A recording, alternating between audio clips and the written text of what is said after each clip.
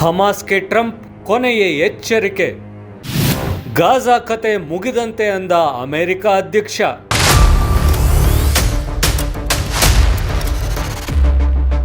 ವಿಜಯ ಕರ್ನಾಟಕ ವೀಕ್ಷಕರಿಗೆ ಸ್ವಾಗತ. ನಾನು ಶಂಕರ್ನ ಹೆತ್ತು. ಅಮೆರಿಕದಲ್ಲಿ ಎದುರಾಗಿರುವ ಹಣದುಬ್ಬರದ ಹೆಚ್ಚಳ ಅಂದರೆ ವಸ್ತುಗಳ ಮೇಲೆ ಬೆಲೆ ಏರಿಕೆಯನ್ನು ಕಡಿಮೆ ಮಾಡೋದಕ್ಕೆ ಡೊನಾಲ್ಡ್ ಟ್ರಂಪ್ ಒಂದಷ್ಟು ಕ್ರಮಗಳನ್ನು ಘೋಷಣೆ ಮಾಡಿದ್ದಾರೆ. ತೈಲ ಸೇರಿದಂತೆ ಆಮದು ಮಾಡಿಕೊಳ್ಳುವ ಇಂಧನ ಪ್ರಮಾಣವನ್ನು ಕಡಿಮೆ ಮಾಡೋದಕ್ಕಾಗಿ ಅಮೆರಿಕದ ನೆಲದಲ್ಲೇ ತೈಲ ನಿಕ್ಷೇಪಗಳಲ್ಲಿ ಕಾರ್ಯಾಚರಣೆ ಶುರು ಮಾಡೋಕೆ ಆದೇಶ ಕೊಟ್ಟಿದ್ದಾರೆ. ಸಂಸತ್ನ ಜಂಟಿ ಕಾಂಗ್ರೆಸ್ ಅಧಿವೇಶನದಲ್ಲಿ ಡ್ರಿಲ್ ಬೇಬಿ ಡ್ರಿಲ್ ಅಂತ ಘೋಷಣೆ ಮಾಡಿದ್ದಾರೆ. ಇದರ ಬೆನ್ನಲ್ಲೇ ಹಮಾಸ್ ಬಂಡುಕೋರರಿಗೆ ಟ್ರಂಪ್ ಕಠಿಣ ಎಚ್ಚರಿಕೆಯನ್ನು ಕೊಟ್ಟಿದ್ದಾರೆ. ಟ್ರಂಪ್ ಕೊಟ್ಟಿರುವ ಎಚ್ಚರಿಕೆಯು ಗಾಜಾದ ಮೇಲೆ ಆಕ್ರಮಣ ಮಾಡುವ ಮುನ್ಸೂಚನೆ ಕೊಟ್ಟಂತೆ ಕಾಣ್ತಿದೆ. ಸದ್ಯಕ್ಕೆ ಇಸ್ರೇಲ್ ಮತ್ತು ಹಮಾಸ್ ನಡುವೆ ಕದನ ವಿರಾಮವಿದೆ.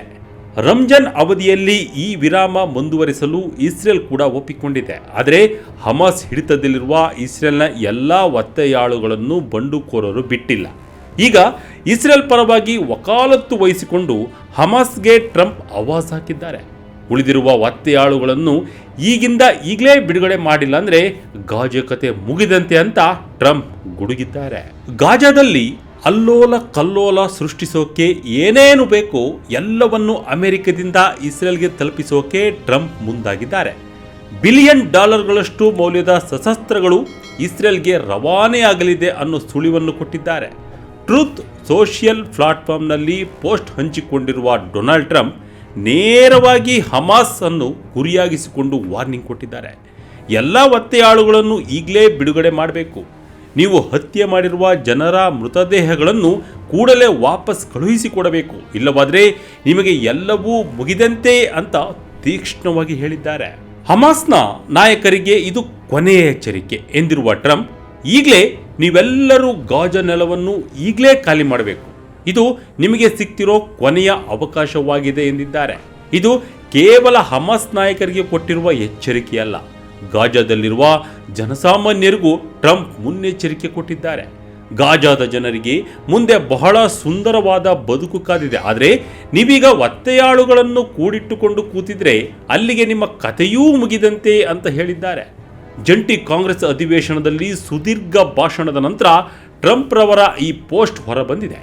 ಆದರೆ ಈವರೆಗೂ ಭಯೋತ್ಪಾದಕರ ಜೊತೆಗೆ ನೇರವಾಗಿ ಮಾತುಕತೆ ನಡೆಸೋದ್ರಿಂದ ದೂರ ಉಳಿದಿದ್ದ ಅಮೆರಿಕ ಇಸ್ರೇಲ್ ವಿಚಾರದಲ್ಲಿ ಹಮಾಸ್ ಬಂಡುಕೋರರಿಗೆ ವಾರ್ನಿಂಗ್ ಕೊಟ್ಟು ಅವರೊಂದಿಗೆ ಮಾತುಕತೆ ಬೆಳೆಸುತ್ತಿರೋದು ಯಾಕೆ ಅನ್ನೋದು ಹಲವರ ಪ್ರಶ್ನೆಯಾಗಿದೆ. ಅದಕ್ಕೆ ಅಮೆರಿಕ ಸರ್ಕಾರದ ಮಾಧ್ಯಮ ಕಾರ್ಯದರ್ಶಿ ಕೆರೋಲಿನ್ ಲೆವಿಟ್ ಪ್ರತಿಕ್ರಿಯಿಸಿದ್ದು, ಅಮೆರಿಕ ಜನರ ಹಿತದೃಷ್ಟಿಯಿಂದ ಹಮಾಸ್ ಜೊತೆಗೆ ಮಾತುಕತೆ ನಡೆದಿದೆ ಎಂದಿದ್ದಾರೆ.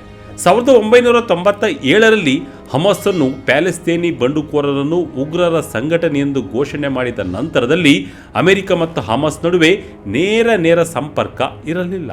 ಇನ್ನು ಇಸ್ರೇಲ್ನ ಪ್ರಧಾನಿ ಬೆಂಜಮಿನ್ ನೇತನ್ಯಾಹು ಕೂಡ ಹಮಾಸ್ಗೆ ಈಗಾಗಲೇ ಎಚ್ಚರಿಕೆ ಕೊಟ್ಟಿದ್ದಾರೆ. ಉಳಿದಿರುವ ಒತ್ತೆಯಾಳುಗಳನ್ನು ಬಿಡುಗಡೆ ಮಾಡದೆ ಹೋದರೆ ನೀವು ಊಹೆಯೂ ಮಾಡದಂಥ ಸನ್ನಿವೇಶಗಳನ್ನು ಎದುರಿಸಬೇಕಾಗುತ್ತೆ ಎಂದಿದ್ದಾರೆ.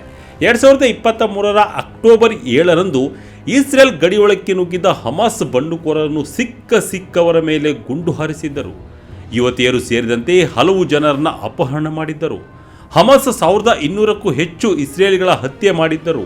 ಅದಕ್ಕೆ ಪ್ರತೀಕಾರವಾಗಿ ಇಸ್ರೇಲ್ನ ಪಡೆಗಳು ನಡೆಸಿರುವ ದಾಳಿಗಳಲ್ಲಿ 48,000ಕ್ಕೂ ಹೆಚ್ಚು ಜನರು ಸಾವಿಗೀಡಾಗಿದ್ದಾರೆ. ಯುದ್ಧ ವಿರಾಮದ ಬಳಿಕ 16 ಮಂದಿ ಒತ್ತೆಯಾಳುಗಳನ್ನು ಹಮಾಸ್ ವಾಪಸ್ ಕಳಿಸಿದ್ದರೆ 100 ಮಂದಿ ಪ್ಯಾಲೆಸ್ತೀನ್ ಕೈದಿಗಳನ್ನು ಇಸ್ರೇಲ್ ಬಿಡುಗಡೆ ಮಾಡಿದೆ. ಊರು ಬಿಟ್ಟು ಹೋಗಿದ್ದ ಸಾವಿರಾರು ಜನರು ಗಾಜಾಕ್ಕೆ ವಾಪಸ್ ಆಗಿದ್ದಾರೆ. ಇನ್ನು ದಾಳಿಗಳಿಂದ ಸ್ಮಶಾನದಂತಾಗಿರುವ ಗಾಜಾದಲ್ಲಿ ದೊಡ್ಡ ಬದಲಾವಣೆ ಮಾಡೋದಾಗಿ ಟ್ರಂಪ್ ಈ ಹಿಂದೆ ಹೇಳಿದ್ದರು. ಮಧ್ಯಪ್ರಾಚ್ಯದ ಅತ್ಯುತ್ತಮ ಪ್ರವಾಸಿ ತಾಣವಾಗಿ ಮಾಡೋ ಯೋಚನೆಯನ್ನು ತೆರೆದಿಟ್ಟಿದ್ದರು. ಹಾಗೆ ಅದರ ಬಗ್ಗೆ ಒಂದು AI ವಿಡಿಯೋವನ್ನು ಕೂಡ ಹಂಚಿಕೊಂಡಿದ್ದರು.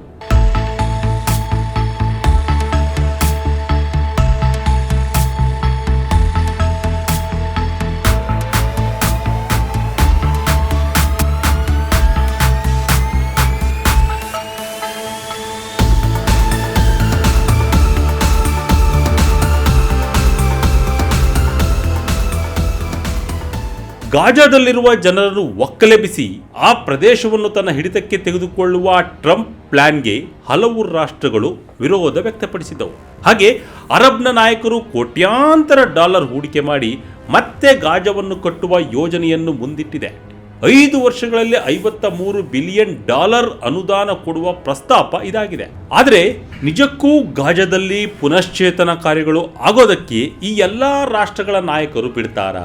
ಅಲ್ಲಿ ಶಾಂತಿ ಮುಂದುವರೆಸುವುದು ಎಲ್ಲರಿಗೂ ಬೇಕಿದ್ಯಾ ಅನ್ನೋದು ಈಗ ಸದ್ಯಕ್ಕಿರುವ ಪ್ರಶ್ನೆಗಳು.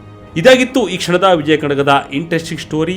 ಇದೇ ರೀತಿಯ ಸ್ಟೋರಿಗಾಗಿ Vijaya Karnataka international YouTube channel, Facebook channel follow ಮಾಡ್ತಾ ಇರಿ. ಧನ್ಯವಾದಗಳು.